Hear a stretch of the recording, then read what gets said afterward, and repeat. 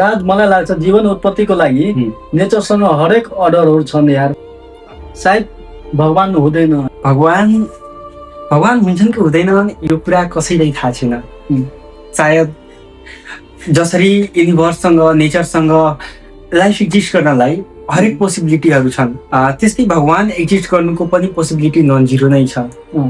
अब हेर, हामी इतिहासमा हेऱ्यौँ भने ठुलोभन्दा ठुलो साइन्टिस्टहरूको जन्म भयो, मरण भयो।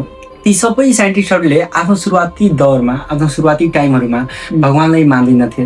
ती सबै एथिस्ट थिए। उनीहरूलाई लाग्थ्यो जसरी तिमीलाई लागिरहेछ हरेक चिज एक्जिस्ट गर्नलाई नेचरसँग सबै लहरू छन्, अर्डरहरू छन्, है किन? कुनै बिरुवाको उत्पत्तिको लागि या कुनै मानवको उत्पत्तिको लागि हरेक अर्डर नेचरसँगै छ। त्यहाँ भगवान या कुनै थर्ड पार्टी छैन।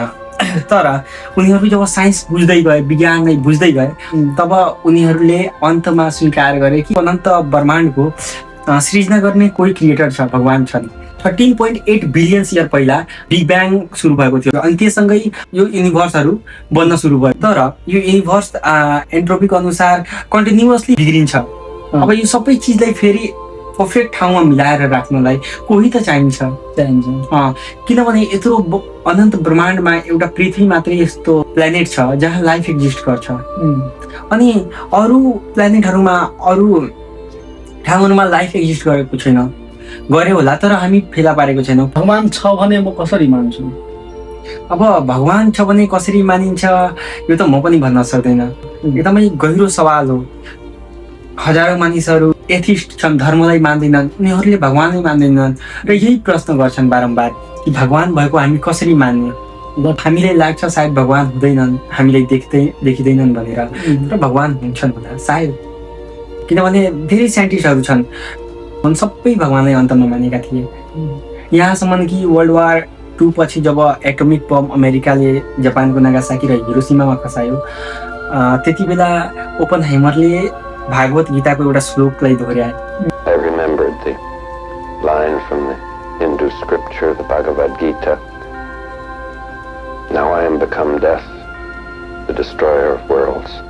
किनभने उनीहरू भगवानमा बिलिभ गर्थे। मैले सुने अनुसार, बुझे अनुसार पहिला मान्छेको त्यो पाइक हुन्थ्यो रे, माथि माथि उड्न मिल्थ्यो रे, यो सही कुरा हो? त्यो सबै एन्सेन्ट कुराहरूमा, प्राचीन कुराहरूमा देखाइएको पनि छ। मोडर्न सिभिलाइजेसन, मोडर्न सोसाइटीमा हाम्रो इतिहास जुन छ त्यहाँ त्यस्तो कुनै चिज कसैले देखेको छैन। तर प्राचीनमा, आजभन्दा लाखौँ वर्ष पहिलाको इतिहासमा यस्तो भएको दाबी गरिन्छ। तर जबदेखि हाम्रो मोडर्न सोसाइटीको स्थापना भयो, त्यो इतिहासदेखि आजसम्म त्यस्तो कुनै पनि क्रियाकलाप कसैले देखेको छैन। अब त्यो झुटो हो कि साँचो हो, त्यो इतिहाससँगै दबिएर गइसकेको छ। हाम्रो कुरा सही छ कि गलत छ त्यो तपाईहरु कमेन्टमा भन्नु। अर्को कुरा, तपाईहरुले हामीलाई जजमेन्टल तरिकाले नहेरिदिनु होला। हामी जस्ट प्र्याक्टिस गर्दैछौँ।